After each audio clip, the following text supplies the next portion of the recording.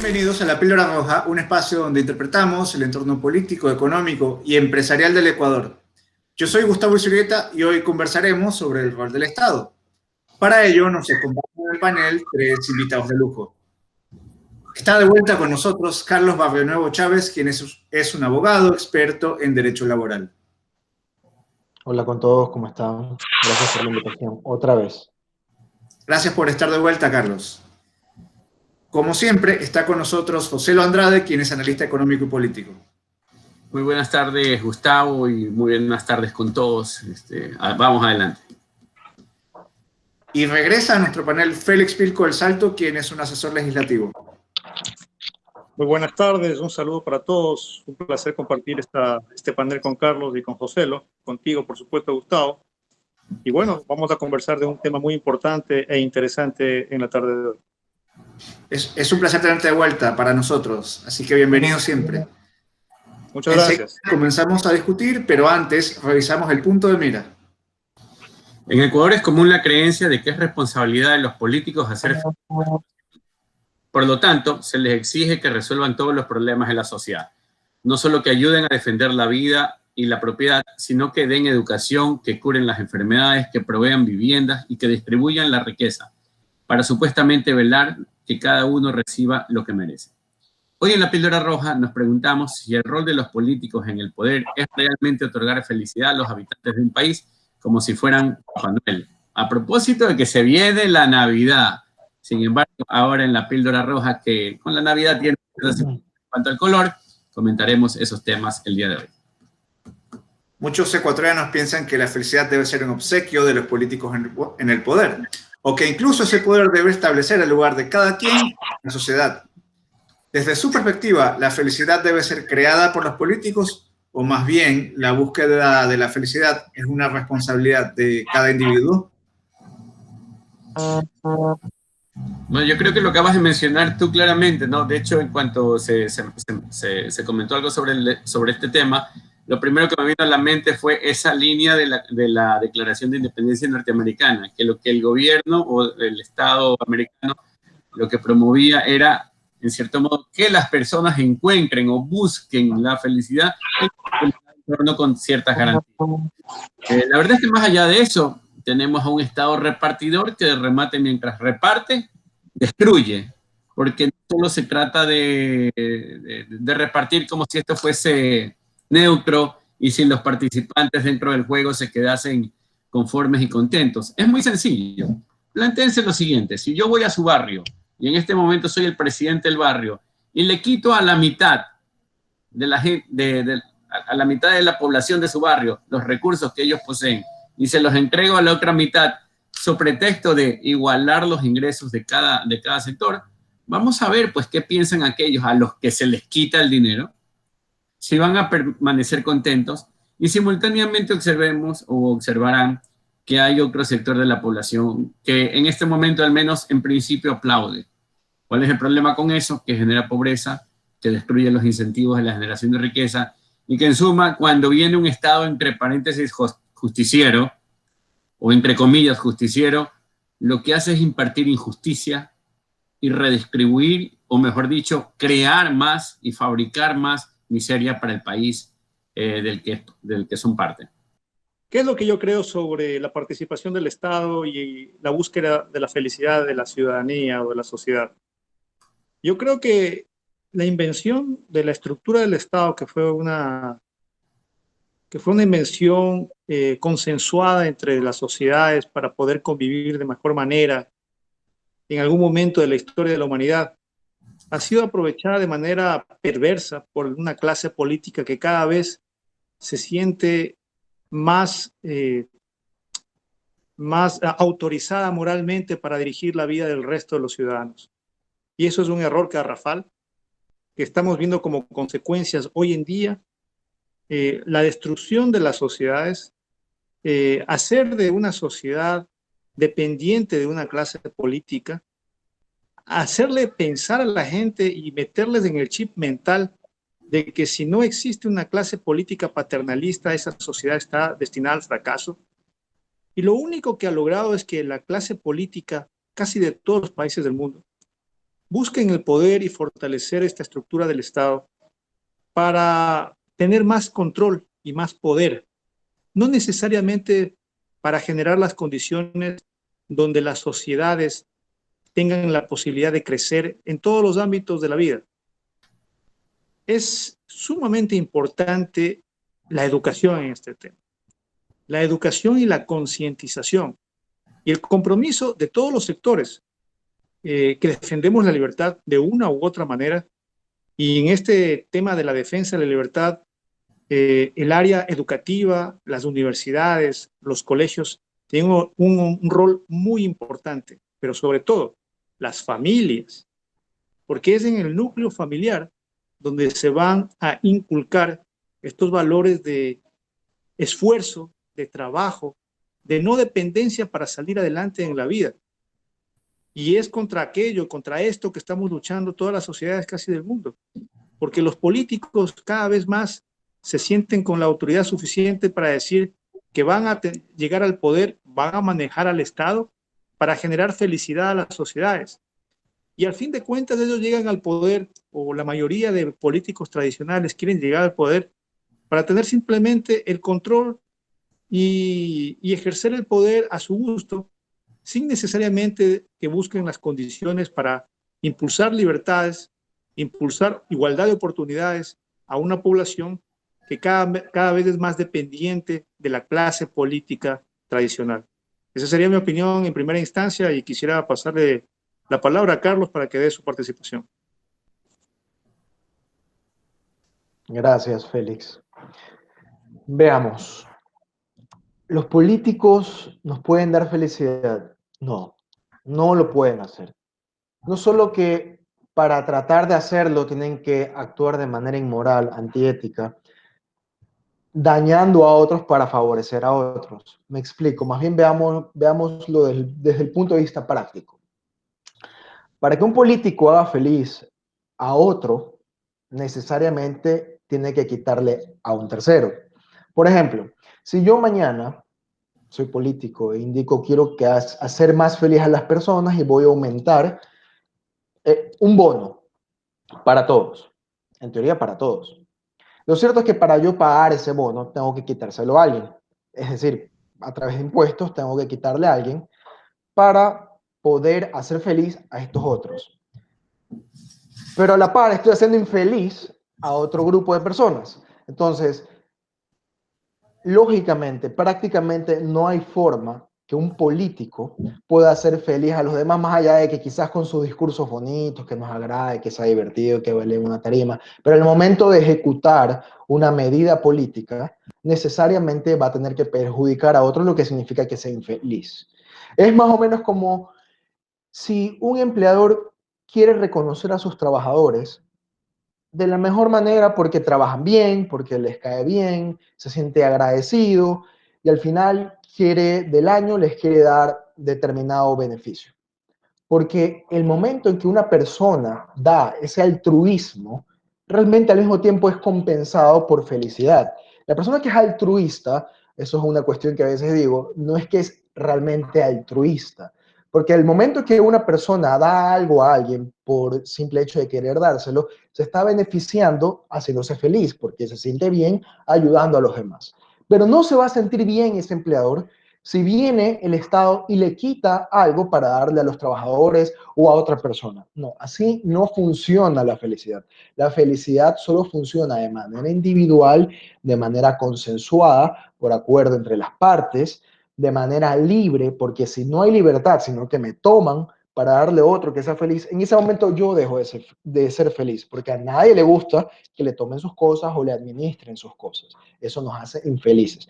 Pero en cambio, si yo por mi voluntad le quiero dar a alguien algo, lo que fuese, incluso puede ser más que cualquier beneficio que dé el Estado a los ciudadanos, me voy a sentir feliz yo como el que da, también como el que recibe. Entonces, vemos que en la práctica un político no puede hacer feliz a la población. La única forma que haya realmente felicidad es a través de la libertad que cada parte debe tener. Entonces, cada uno es responsable de su felicidad, uno debe buscarlo a su manera puede buscarlo incluso convenciendo a otros, puede ayudarse siendo feliz y ayudando a los demás. Eso se llama cooperación. Pero a través de la fuerza, a través de la coerción, de la coacción, de las amenazas, va a haber un grupo que definitivamente va a ser más infeliz de lo que era si es que lo era. Esa es mi opinión. Mira, yo quería decir lo siguiente, ¿no? La felicidad es algo que se va moviendo. Es como decir, bueno, de niño querías una bicicleta, llegó la bicicleta, necesitabas unos amigos con los que salir a recorrer el barrio, puesto que la bicicleta per se no te traía, no te ponía contento. Seguiste creciendo, luego, no sé, fue un pantalón, fue una ropa, fue un vehículo, eventualmente un departamento. Una vez que tienes el departamento, dices, bueno, pero necesitaba una piscina. Cuando llega a la piscina necesitas que vengan tus amigos y bueno, y eventualmente dices, no, pero también necesito que haya una parrillada. Lo cierto es que la felicidad es un algo que se va moviendo con el paso del tiempo y que de a momentos es esquivo, ¿ya? Pero es un algo muy personal, porque para unos, o de hecho yo tracé una ruta, era la bicicleta, era el vehículo, era el departamento, era la piscina, era la parrillada, eran los amigos y un buen whisky, ¿ya? Pero para otros, no sé, podría ser disfrutar del mar, podría ser disfrutar de un buen libro, bueno, a mí también me gustan los libros, podría ser disfrutar de la soledad. Entonces, la felicidad para todos es un esquema, es una realidad totalmente diferente, puesto que lo que para ti es importante no es importante para el prójimo. Por eso, la valoración es subjetiva. Y sí. ha dado en el clavo de una manera dramática. Ahora, dado que todos somos diferentes, de que sí, lo que deseamos es alcanzar nuestros propios proyectos de vida, cualquiera que estos sean, lo que tiene que haber en una sociedad es un marco tal que todos puedan tratar de encontrar ese objetivo que siempre es mutable, que siempre se va moviendo, que se aleja, porque cuando tienes la casa, luego dices, chuta, pero necesitaba la piscina o la parrillada, y cuando ya tienes la parrillada y la piscina, dices, pero esto se disfruta con amigos, y luego si la noche está seca, tampoco la disfrutas, entonces hay que agregarle algo de hidratante, sobre todo ahora en tiempos de COVID. Entonces, ¿a qué me refiero? Los gobiernos, en caso de ser necesarios, lo que necesitan es brindar ese marco general de reglas para que todo el mundo pueda tratar de encontrar la felicidad definida como estos asuman tiene forma, ¿ya? Porque esta felicidad para cada uno es distinto. Sin embargo, los gobiernos no tienen que garantizártela, ¿eh? Tienen que decirte, mira, ahí está la cancha, toma tus propias decisiones, trata de alcanzarla. Tal vez la felicidad, y lo digo de esta manera, no sea una cosa fácil de encontrar, aunque tengas toda la libertad del mundo.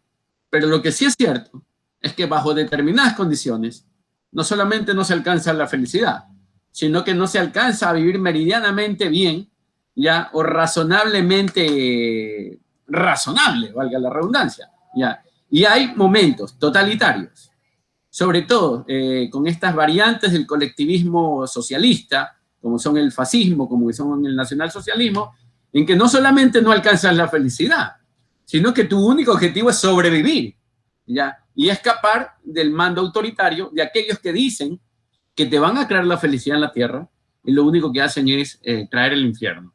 Entonces, claro, puesto así, o en estos términos, lo que los gobiernos que se instituyen entre los hombres, no creo que de manera consensuada precisamente, pero que en todo caso están ahí, deben hacer o deberían hacer es tratar de precautelar por un conjunto o por un marco tal que permita a cada uno ir en búsqueda de la felicidad. Esa era mi... Sí, una cuestión justamente acotando a lo que ha dicho Joselo. No solo, como había dicho anteriormente, que un político para ser feliz a otro necesariamente tiene que ser infeliz a otro, sino que es imposible también porque para ser feliz a alguien necesita conocer prácticamente en su totalidad a esa persona. Y uno mismo no se conoce del todo para ser feliz. Hay días que estamos felices, hay días que no estamos felices. A veces ni siquiera sabemos qué nos hace felices. Entonces, es imposible, físicamente imposible, que un político, un Estado, garantice la felicidad de las personas. Primero porque, como dije hace un momento, primero porque éticamente está mal. Y segundo, porque tampoco lo va a lograr aún quitándole a otros para ayudar a un grupo haciéndolos felices, porque para eso necesitaría conocer a la perfección que hace feliz a cada uno. Y eso no va a ser posible, ni siquiera es posible con uno mismo como persona individual lograrlo, porque nadie es feliz toda la vida y hemos conocido muchísimos casos, incluso de personas que lo tienen todo y sin embargo terminan, por ejemplo, con el suicidio. La felicidad no es posible dada a través de un político. La felicidad, como decía José, lo varía, es subjetiva y está apegada a muchísimos factores externos que ni siquiera el político podría imaginar, ni siquiera la persona individual. Cuando te hablas, Carlos, de personas que lo tienen todo y aún así no son felices, pienso inmediatamente en lo que acaba de suceder recientemente con Diego Armando Maradona. Una persona que literalmente tocó el cielo con las manos y acabó suicidándose, no literalmente, pero destruyendo su vida poco a poco a lo largo de los años a través de sus adicciones. Acabó destruyéndose y lo tuvo todo. Mira, tenemos incluso famosos artistas como Robbie Williams, como Avicii, que también, como tú dices, tocaron el cielo con las manos. Fueron lo mejor en lo que ellos se dedicaban. Es como el sueño de cada uno. Para ser feliz, es una de las cosas que nos haría feliz a cada uno, es en lo que yo me desempeño, ser el más destacado, ser el mejor. Ellos lo lograron y sin embargo, terminaron cometiendo, por ejemplo, el suicidio. ¿Qué le hace pensar a un político que nos puede hacer feliz si nosotros mismos no sabemos del todo qué nos hace feliz? Esto nos vuelve al tema de que, bueno, como lo dijo bien José, la felicidad es subjetiva. Y en segundo término, los políticos amañados que se han acostumbrado a estar en espacios de poder, lo único que quieren es llegar al poder para tener el control y para poder, con el control, hacer negocios, utilizando al Estado, impulsando un sistema mercantilista donde hay privilegiados y donde, por supuesto, se impulsa la corrupción. Esa es la génesis de todo. Y vuelvo nuevamente a decir, hay que hacer una reforma educativa profunda para poder intentar cambiar lo que hoy estamos viviendo. Y miren que Félix lo habla desde el punto de vista en el extremo. Nosotros no habíamos hablado justamente respecto al tema de la corrupción, y es verdad lo que dice Félix. Nosotros estábamos hablando desde el punto de vista idóneo de un político correcto que al final del día igual no lo va a poder lograr. Sin embargo, Félix agrega, de paso, la política es sucia, hay corrupción. Entonces, agreguemos lo que hemos hablado con lo que en la práctica ocurre, que realmente la mayoría de políticos son corruptos. Entonces, con mayor razón, no puede ser el objetivo de un político pretender hacer felices a los demás. No es su función, no lo va a lograr. Precisamente, entonces, si los políticos no son responsables por nuestra felicidad, y más bien esto es un asunto estrictamente individual, quiero abrir el debate con la siguiente pregunta. ¿Qué debe hacer el Estado y cómo lo pagamos? Yo creo que el Estado, a ver, primero que nada, yo soy anarquista, entonces, si a mí me preguntan, el Estado simplemente debe desaparecer, no existe. Soy abolicionista. Entonces, si a mí me hacen esa pregunta, simplemente la respuesta del Estado no tiene que ser nada, debe desaparecer. Pero a ver, veamos, seamos prácticos también. Es un poco utópico, nos va a costar mucho a los anarquistas, sobre todo a los que creemos en la propiedad privada, lograr ese cometido. Vamos a pegarnos a lo que ocurre en la realidad. Existe el Estado, por más que no esté consensuado, existe. Entonces, ¿cuáles son al menos las prácticas, los objetivos, las acciones que debe desempeñar el Estado? Bueno, yo creo que al menos deberían ser cuatro. El primero debe ser la justicia. El segundo, la policía, el servicio de policía. El tercero, el servicio de los militares, las Fuerzas Armadas. Y el cuarto, quizá, sea el tema municipal, es decir, la administración, por ejemplo, del tránsito. No veo yo más algo que se podría estar justificando. Claro, me van a hablar quizás de la educación, me van a hablar de un montón de cosas que en realidad al final del día libremente, como decía Félix, mediante la familia también se puede llevar a cabo. Entonces, si a mí me preguntan, si el Estado tendría que existir, a lo mucho debería existir para esas cuatro cuestiones. Porque como decía hace un momento, soy anarquista, considero que el Estado, la existencia del Estado es antiética, es inmoral, pero ya existiendo el Estado, por lo menos, si existe, no debería pasarse de estas actividades. Creo que cualquier otra actividad deja de ser pasa a ser bastante ineficiente. Mira qué interesante, ¿no? A pesar de que lo que señalas de alguna manera me parece el ideal y yo comparto mucho lo que acabas de decir, ese es como el Valhalla, ¿no? Ese es aquel lugar donde tú compartes con Odín y con Thor y hay harto trago y están todos contentos. Pero no hay que perder de vista que ese Valhalla sigue siendo deseable, por algo es el paraíso, ¿no? Al menos para los nórdicos en su momento. En todo caso, también, y solo por añadir a las cosas que mencionabas, qué curioso, por ejemplo, yo soy muy amigo, y Félix lo sabe, de la eliminación sistemática de los semáforos, ¿ya? O sea que incluso hay que quitar esos adefesios, porque yo creo que circularían muchísimo mejor los seres humanos en un contexto de mayor libertad. Y para eso suelo poner el ejemplo de qué pasaría si en este momento, imagínate, son las 10 de la noche, estamos todos circulando en distintos sectores de la ciudad de Guayaquil. Carlos está por el sur, Félix está al norte, Gustavo está por la Kennedy, y yo me encuentro por Urdesa, y se va la luz en Guayaquil. Es que en ese momento nosotros todos llamamos a la ATM para recibir instrucciones, llamamos a la Agencia Nacional de Tránsito o a la Comisión de Tránsito del Ecuador y nos quedamos estáticos y muertos de miedo. Pues no, lo que sucedería es que diríamos, oh, se fue la luz, oh, qué raro tal vez, y luego, acto seguido, seguirías conduciendo de esquina en esquina con determinada precaución, y no con horror, no muerto de miedo. Es más, estarías probablemente muy relajado. No tendrías ni siquiera un décimo del sentimiento de, no sé, de que hay con la presencia. De ser multado. Ya, y claro, o sea, de hecho, probablemente los buitres estuvieran tan desorientados como tú, ya, pero con la única diferencia de que ellos estarían tratando de robarle probablemente a alguna persona que esté manejando. Pero lo cierto es que ninguno de los cuatro llamaría al ATM, se quedaría petrificado y dejaría de ir a su casa.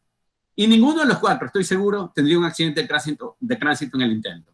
Así que eso es lo que comprueba, es que en realidad el hombre en libertad sabe tomar decisiones y no necesita que le estén diciendo desde arriba si debe virar para la izquierda, para la derecha y a qué velocidad hacerlo. De la misma manera que ahora, ojo, tampoco deberían decirme a mí si salgo o no, o si debo salir o no a pegarme los tragos, si debo reunirme o no con mucha o con poca gente, porque el sentido común también te dice, mira, brother, la verdad es que el COVID está allá afuera, o tal vez está más cerca de lo que tú crees, ¿ya? Y lo puedes pescar por accidente, lo puedes pescar obviamente con mayor probabilidad si eres irresponsable contigo, en el sentido de que, no sé, vas a lugares multitudinarios y estás ahí conversando por conversar, por amor al arte de conversar, ¿ya? Y claro, aumentas las probabilidades de ganarte un problema, pero en el fondo también es tu problema. Y la gente tiene algo de sentido común, y cuando ve muchedumbres las evita, ¿ya? Durante este tiempo, personalmente, yo también he estado tratando de evitar las conglomeraciones, pero no porque me lo dijo el Estado, sino porque quiero evitar la fatiga de enfermarme o de contagiar a terceros. Ahora, sin embargo, y valga decirlo, si a mí se me place pegarme los tragos, no tiene que haber un Estado que me lo prohíba. Y peor, y para colmo de males el ejemplo, cuando las autoridades sí se los pegan, ¿ya? Y son grabadas en grandes reuniones junto a otras personas. O sea, por Dios, o sea, eso no puede suceder, ¿ya? Y punto.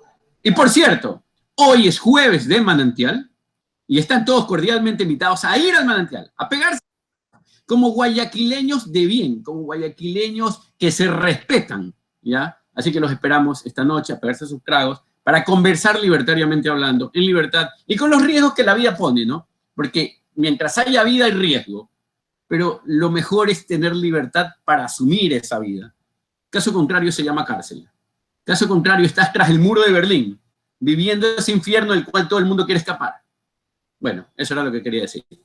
Félix. José, tú acabas de decir algo tan importante o tan triste e importante. Hoy estamos viviendo una sociedad global tras un muro. No se ha necesitado construir un muro físico para tenernos controlados y atrapados, y a veces incluso contradiciendo nuestros propios valores, nos ponen a dudar. Es bastante complejo lo que estamos atravesando. Y pienso que las actuales generaciones lo ven como normal y como lo justo de que hoy exista un régimen controlador. O sea, lo ven como necesario. Y eso es lo peligroso. Eso es lo peligroso. Bueno, la doble moral de las autoridades, sin querer mencionar a las autoridades locales, es visible e inaudita. Primero, cuando les reclaman por haber hecho tal o cual acción públicamente, se ponen bravos y utilizan a todos los medios de los cuales pagan pautaje para perseguir y burlarse de quienes están observando ese tipo de comportamientos, pero cuando ellos lo hacen, ahí sí está bien. O sea, aquí hay doble rasero para buscar la felicidad. Yo creo que el Estado está equivocado. Yo creo que la sociedad hoy en día está equivocada. Y creo que tenemos que tener la valentía de poder decir estas cosas de manera sencilla, de manera entendible para el resto de la población. Quizás al inicio tuviera yo aceptado un tema de emergencia por unas 2 o 3 semanas, porque no conocíamos, por ejemplo, en el caso de ahora de la pandemia, no conocíamos a qué nos estábamos enfrentando. Pero una vez de que ya conocemos plenamente a qué nos estamos enfrentando, no tiene sentido de que hoy se siga insistiendo con una estrategia que la aplicó China a rajatabla, porque los chinos son comunistas, pero nosotros los países occidentales, países que en teoría defendemos la libertad, no la entendemos y no deberíamos tratar de imitarla. Incluso la imitamos mal porque estamos destruyendo nuestras economías y estamos generando y causando precisamente lo contrario de lo que quiere en teoría el Estado. Estamos causando infelicidad porque estamos matando la economía, y estamos restringiendo libertades y estamos enfermando a la sociedad. Es por ello que el Estado, en el rol conceptual básico, primordial, cuando se crea el Estado, es dar seguridad, nada más. ¿Por qué se genera el Estado? Para generar o dar seguridad a ese colectivo, a esa ciudadanía. Después se va incorporando a través del tiempo también de que el Estado de educación y salud, para quienes no tienen acceso a esta educación y salud. Y eso es discutible porque también podríamos decir que también se podría participar activamente con el sector privado, que en conjunto con el sector público podría interactuar para brindar este tipo de necesidades que tiene hoy día la población. Pero estamos equivocando el rumbo. Y yo veo que hemos perdido espacio en ese sentido. Organizaciones que se dedican a la actividad política no tienen claro cómo poder enfrentar o cómo poder impulsar posiciones o conceptos de libertad. Si bien la política no es una ciencia exacta, donde tú aplicas una fórmula y sabes cuál va a ser el resultado, también nosotros hemos fallado en el sentido de no ser astutos al momento de querer impulsar nuestras propuestas para hacer entender a la ciudadanía de que el camino va por otro lado. Y a veces hay que adoptar ciertas estrategias, que no significa que tú has perdido el norte o has cambiado de valores, sino que tú tienes que entender que para poder lograr el objetivo hay que mojarse las botas. Espero hayan podido entender. A veces un poco me mareo, o no me mareo, sino que digo conceptos medios filosóficos, pero creo que el mensaje está ahí claro. Debemos aprender a hacer política para poder impulsar ciertos principios y valores y de esta manera evitar de que una clase política tradicional que se ha enquistado en el poder y han engrosado al Estado y le han dado más poder al Estado, siga utilizando el discurso demagógico de generación de felicidad a la población para mantenerla supeditada a una clase política y a una estructura estatal que solamente quita libertades y no permite a la sociedad poder progresar libremente. Bueno, algo rapidísimo, ¿no? Tú dijiste que los estados, los gobiernos deberían brindar seguridad, pero la verdad es que inseguridad es lo que yo siento cuando se me acerca un policía o cuando se me acerca alguien de la comisión de tránsito o de lo que se le parezca. Y también puedo decir en honor a la verdad que el otro día, por ejemplo, había ido a cerrar el negocio cerca de las 10, bueno, cerca de las 7, 8 de la noche, y se me había quedado la billetera porque yo había ido a hacer deporte y en eso me llaman, me dicen, oye, recuerda que tienes que cerrar, recuerda que tienes que ver estos documentos. Se me queda la billetera porque al hacer deporte no la necesitaba, estaba caminando por la calle, fui en el vehículo, se me olvidó la billetera y me paran en una redada. Felizmente era una redada de la policía. Me detienen el vehículo, me piden la matrícula, se las entrego, me piden la licencia, les digo, no la tengo, mira, pasó lo siguiente, me pidieron mi número de cédula y felizmente las cosas funcionaron bien, como esperaría que funcionen. Es decir, ellos miraron rápidamente en su teléfono, vieron que yo no tenía aparentemente ningún problema con la ley, ya, y me dejaron ir, que era honestamente lo que yo esperaba y hasta cierto punto no solo ¿Cómo que aparentemente, hermano? es así, ya. Bueno, pero lo que me refiero es que estos señores de la policía hicieron lo que yo esperaba que se haga, que actúen con sentido común, número uno, y dos, que en verdad hagan una redada aleatoria para tratar de capturar a los malos. En ese sentido, muy bien, ya. Pero la mayor parte, o mejor dicho, gran parte del tiempo, para no generalizar, sucede que cuando te para una patrulla, sobre todo estas que andan haciendo vigilancia de tránsito, te sientes inseguro porque tú no dices, a ver, cometí una infracción o sucedió aquello o sucedió esto, sino que sabes que ellos tienen malas intenciones o presumes que ellos tienen malas intenciones y la mayor parte del tiempo las tienen, así que no veo mucha seguridad, aunque deberían brindarla, y en suma, y también hay que reconocer que de una u otra forma a veces hay seguridad en ello. Bueno, Carlitos, cuéntenos usted, que es el hombre del derecho. Yo ya le contesté. Izquierdos, en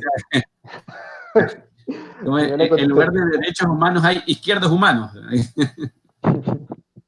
No, como decía hace un momento, yo la verdad es que considero que las limitaciones del Estado deben ser muy claras, las limitaciones deben ser enormes y solo más bien darle facultades muy limitadas si es que de por sí ya existe. ¿Cómo lógicamente va a sobrevivir el Estado? Porque es la única manera que sobrevive el Estado es a través de impuestos, que no es más que el robo de las personas que producen. Pero eso es lo que creo que contestaría la pregunta, uniendo con lo que ya había dicho anteriormente.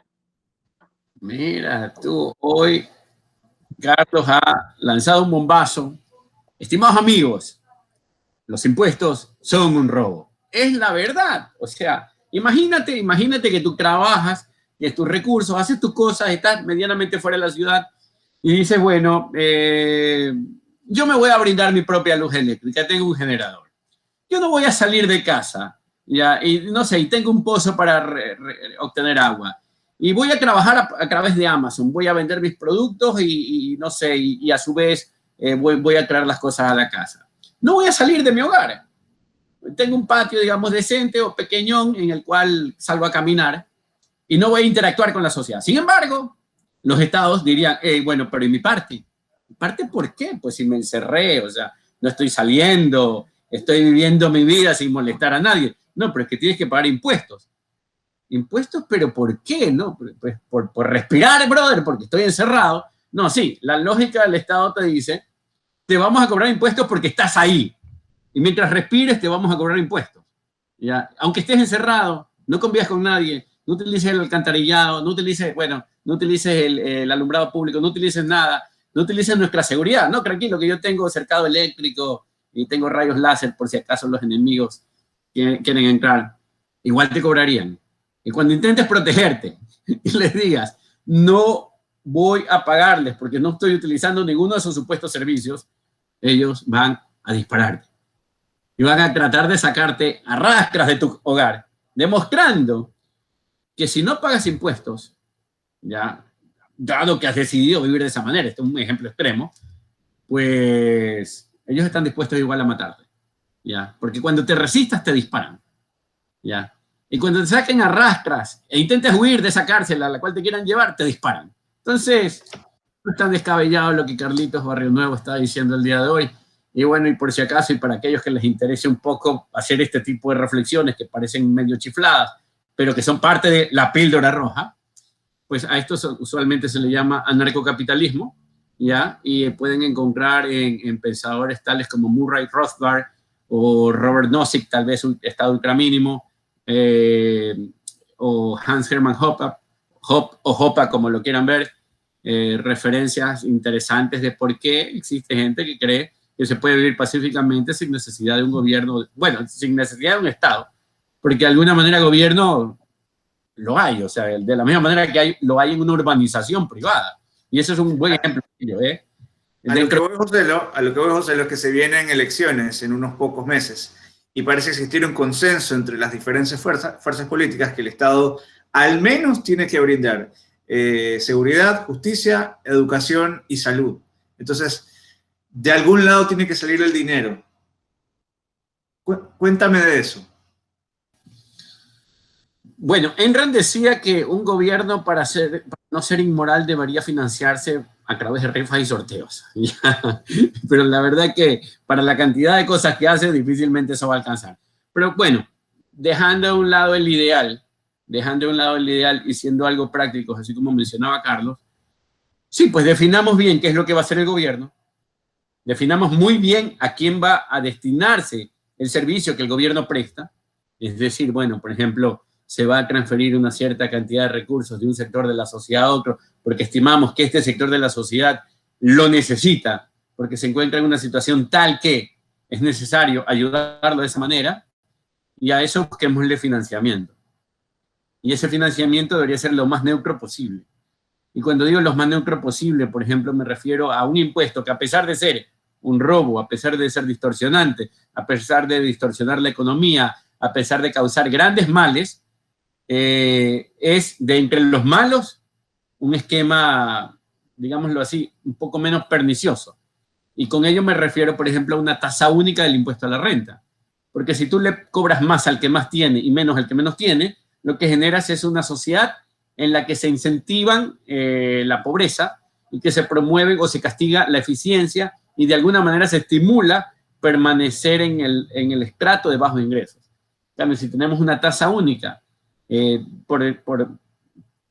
pagan todos, dejando de lado ya para dejar, digámoslo así, dentro de lo que es posible, un umbral de, no sé, 2 salarios básicos de gente que si no ha alcanzado hasta este nivel, pues bueno, ellos sí no tributan y de ahí en adelante todos la misma tasa. Ojo, la misma tasa, por ejemplo, me invento un 10%, si tú tienes harto dinero y va, pues es el 10% de ese harto dinero.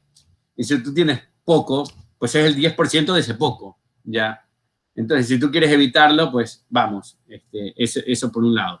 En todo caso, de los males, yo creo que una tasa flat, que una tasa única, que una tasa que trate a todos por igual ante la renta, es muy superior a una tasa progresiva, que en realidad de progresiva lo único que dice es que va aumentando conforme más ingresos tienes, pero que lo que es sí en la práctica es totalmente regresiva para con la creación de riqueza y con la creación de oportunidades de la sociedad que los aplica. En el impuesto a la renta progresiva hay mucho eslogan y un resultado nefasto, y en el otro, tal vez no tan publicitado, en una tasa flat, tenemos muy poco eslogan y resultados mucho más valederos, y de eso existen experiencias no solamente desde el campo teórico, sino que, por ejemplo, Estonia es un país líder en ese tema. Yo creo que lo que se ha gustado es preciso lo que debe pensar un gobierno próximo, es precisamente, como hemos conversado y tenemos en común ciertas cosas, que el tema de la libertad, del respeto a la propiedad privada, de bajar los impuestos, pero si ya va a existir un Estado, y también con el hecho de las cuestiones que ha dicho José Luis en este momento, a lo mucho lo que debería enfocarse el próximo gobierno es precisamente en la seguridad, en la justicia, en la salud, quizá en la educación, porque últimamente hemos visto que la educación pública la verdad es que se ha prestado para cuestiones bastante políticas e ideológicas. Y eso es en donde se ve enfrascar principalmente el próximo gobierno, porque es lo principal que por último necesitaría una persona. Más allá de eso, son cuestiones secundarias. Primero, lo primero, incluyendo, por ejemplo, también podría ser la alimentación. A ver, ustedes acaban de topar un tema que es muy interesante. Debemos partir de lo básico. Existen los estados, existen los gobiernos y tenemos que convivir con ellos. Una vez que nosotros hemos ya aceptado de la existencia de un estado y de los gobiernos, sabemos que estas instituciones o estas estructuras necesitan de recursos para poder existir, porque en teoría nos tienen que dar servicios que van a satisfacer necesidades y a cubrir derechos que, por ejemplo, en nuestra Constitución están garantizados desde el año 2008. Y en ese sentido, lo que hemos venido repitiendo, exactamente, o sea, ¿cuál es el rol del Estado? ¿Y cuáles son sus responsabilidades? Lo hemos mencionado, seguridad, educación, salud. Esos son los más importantes. Claro que en nuestra Constitución está un poco más, hay una lista un poco más grande que hace que ya distorsione totalmente y absolutamente el rol del Estado. Por ejemplo, el Estado no tiene por qué ser empresario de nada. El Estado no es buen empresario. El Estado lo que sabe es gastar el dinero.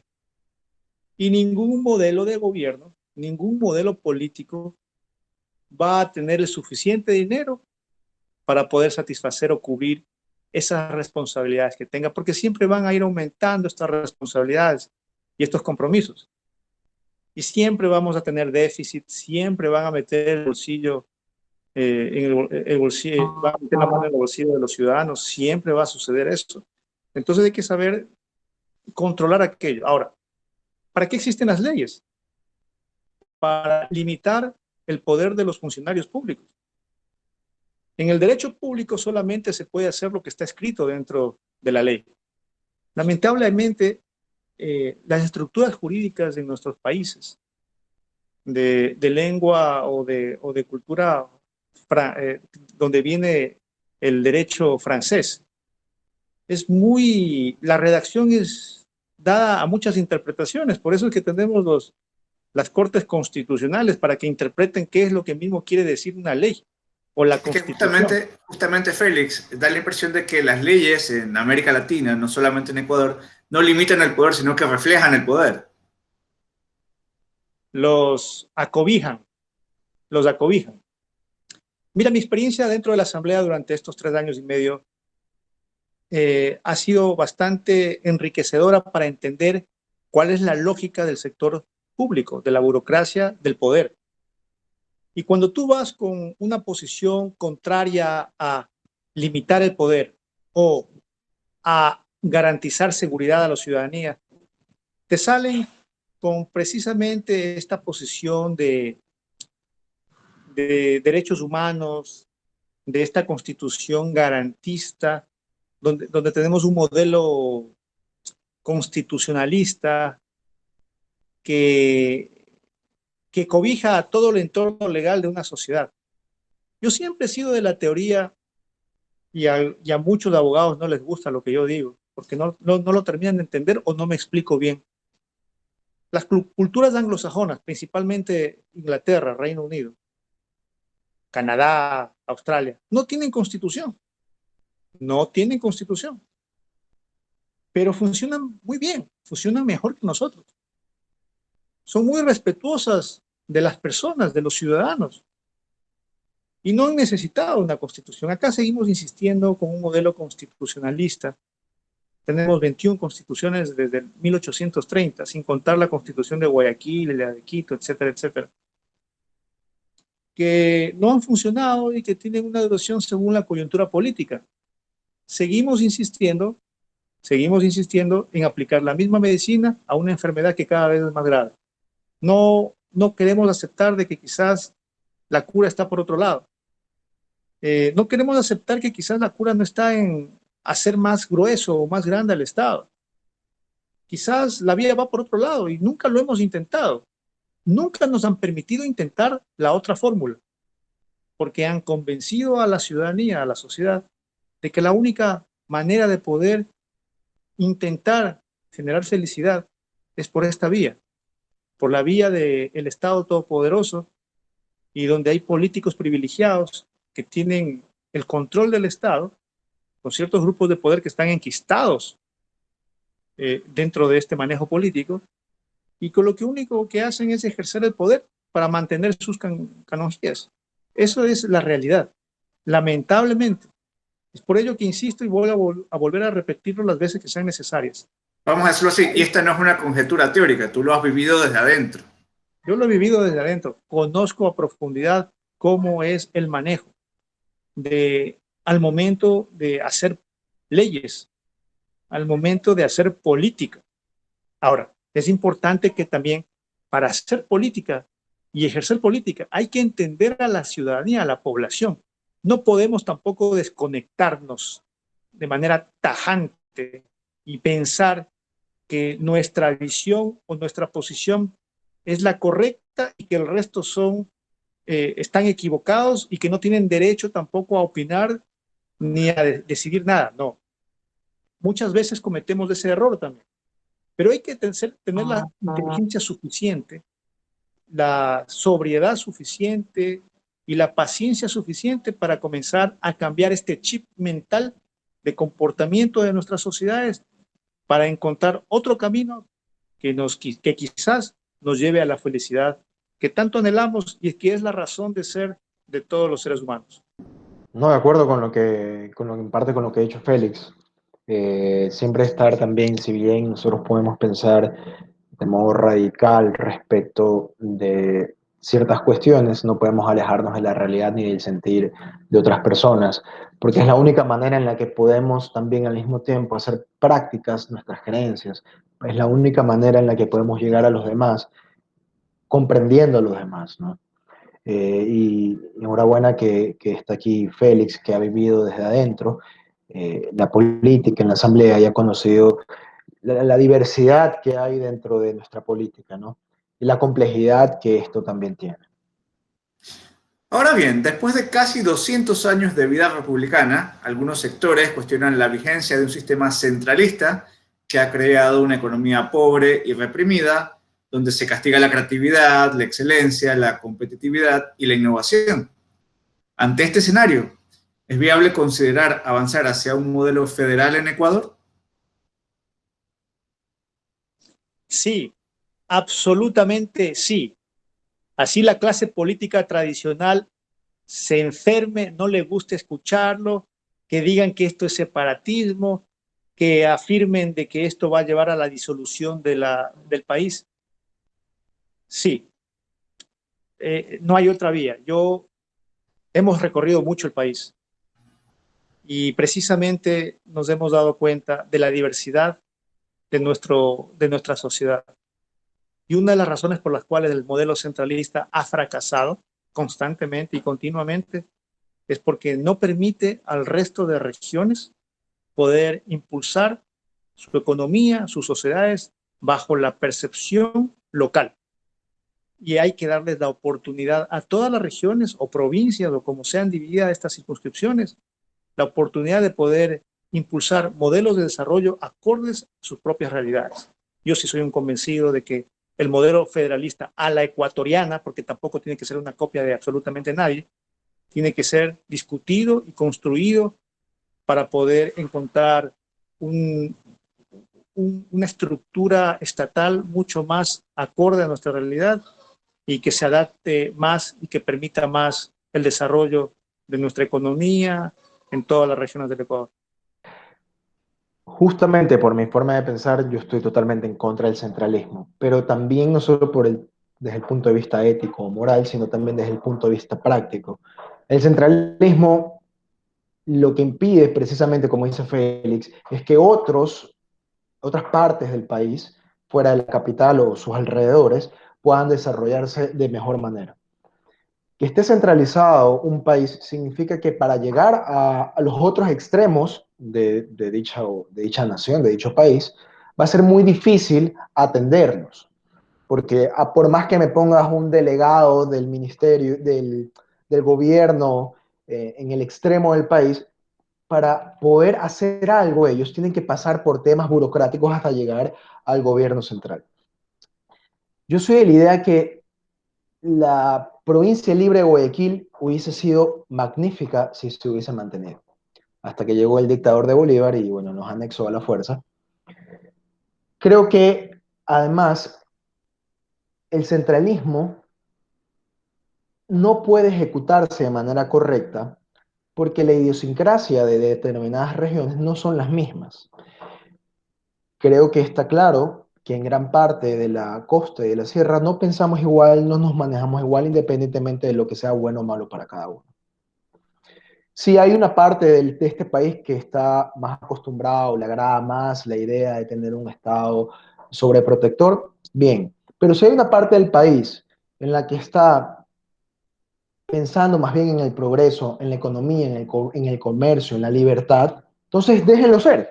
Si hay un grupo, un sector que le gusta ser de tal manera, dejen al otro grupo serlo de otra manera, pero no que este grupo, que es el centralista por regla general, obligue a los demás a ser como ellos, porque precisamente, como dice Félix, no nos deja desarrollar. No solo eso, sino que el sistema federal permite la competencia dentro de esos mini estados, por decirlo de algún modo, y eso permitiría que, por ejemplo, determinadas industrias prefieran ir, por ejemplo, a Guayaquil, donde seguramente habrán menos impuestos que en otros lados, o mayor libertad para comercializar. Yo no solo estoy incluso de acuerdo del federalismo, yo estoy incluso a favor de las independencias. Incluso las independencias en las que por regla general, por ejemplo en Cataluña, la mayoría de personas creen que por ser independentista necesariamente se es socialista. No tiene nada que ver. De hecho, debería ser al revés, porque si uno es, por ejemplo, libertario, liberal, la mejor manera de demostrarlo es a través del federalismo, luego la independencia, luego lo que tenga que seguir. Pero en todo caso, hablando del federalismo en Ecuador, creo que es posible, creo que es clara las diferencias que hay dentro de nuestro país y creo que es claro que cada sector del país quiere manejarse de manera diferente al resto y de manera independiente al resto. Creo que nos iría bastante mejor, creo que incluso la competencia entre estos mini estados ayudaría al desarrollo incluso de esos sectores que les gusta más el Estado que a otros. Mira tú, hoy día se han dicho varias cosas así, medio rebeldes, así que trágate esa pastilla roja el día de hoy con esto de, no sé, yo le llamo ciudades libres más que estados chiquiticos, ¿no?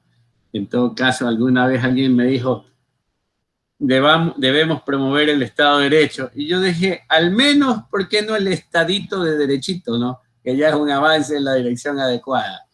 Listo, pues yo creo que estamos llegando al final de su programa, La Píldora Roja. Así que, Gustavo, vamos ahí con un poco la... tenemos unos minutos todavía, de hecho. Entonces quiero escuchar tu opinión respecto a si el federalismo es algo positivo para el Ecuador, qué lectura te merece. O sea, bueno, estoy totalmente de acuerdo en que ese es un avance en la dirección adecuada. ¿Ya? Que definitivamente si esto se midiese por estaciones y el destino, no sé, es la estación número 10, el federalismo pues obviamente está algunas rutas más adelante en lo que es el camino hacia la libertad. Ahora, al igual que Carlos, yo coincido que en la ruta 10 pues encontramos ese Valhalla donde todos vivimos en urbanizaciones privadas y vivimos muy bien, y digo, no los 4 que están aquí, sino todos los que viven en una sociedad que promueva la libertad de esa manera.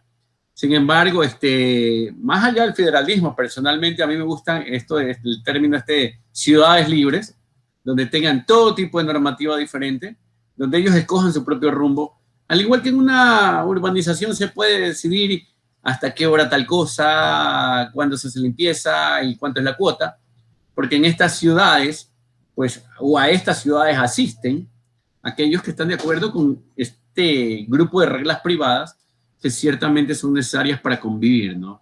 Pero son sociedades muy competitivas que serían enteramente disruptivas y precisamente mostrarían en función de su éxito y adhesión poblacional que ese es el camino y la ruta a seguir.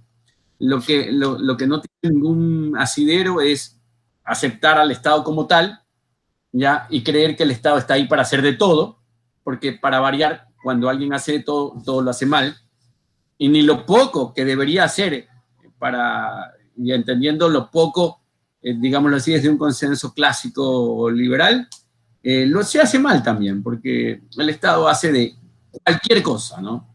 Ya, y entre ese cualquier cosa, de remate, no solamente en el campo teórico, y más allá de sus ineficiencias, pues evita que las sociedades prosperen y se tornan en impedimentos reales a la creación de riqueza y en suma también en impedimentos reales a la libertad de los individuos. Pero vámonos a ejemplos prácticos, y eso pasó cuando estábamos en cuarentena. Y justamente digo que el federalismo tiene mucho que ver, por ejemplo, con la idiosincrasia. No somos iguales en determinados sectores, cada uno tiene su cultura, cada uno es respetable. Pero en Guayaquil tenemos la cultura de hacerlo todo a través del comercio, a través de la empresa privada. No así en otros sectores del país. ¿Qué pasó cuando estuvimos en cuarentena? ¿Cómo Guayaquil pudo frenar el golpe durísimo que recibió Guayaquil? Porque fue el primer lugar donde recibió el coronavirus, el COVID-19. Fue a través precisamente de la cooperación entre privados. Fue el sector privado el que pudo retener en algo, bastante podría decir, el avance y los efectos nefastos de este virus.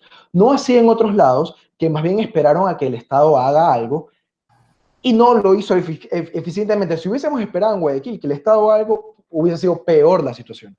En cambio, precisamente, si existiese el federalismo para todo, no solo para una cuarentena, estaría seguro que al menos en lo que respecta a Guayaquil y sus alrededores, estaríamos mejor que en lo que actualmente estamos, porque hemos demostrado que acá la forma en que llevamos las cosas, la forma en que empezamos es diferente y nos resulta a nosotros. No sé si les resulta a otros, pero a nosotros nos ha resultado y evidentemente se ha notado bastante en la cuarentena.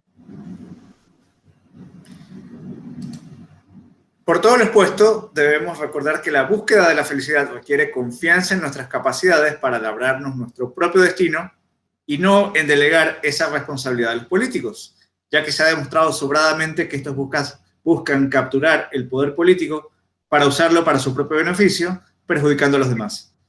El resultado es una destrucción de los valores necesarios para que una sociedad progrese. Amigos, me ha dado muchísimo gusto verlos, muchísimo gusto compartir con ustedes esta sesión, este panel.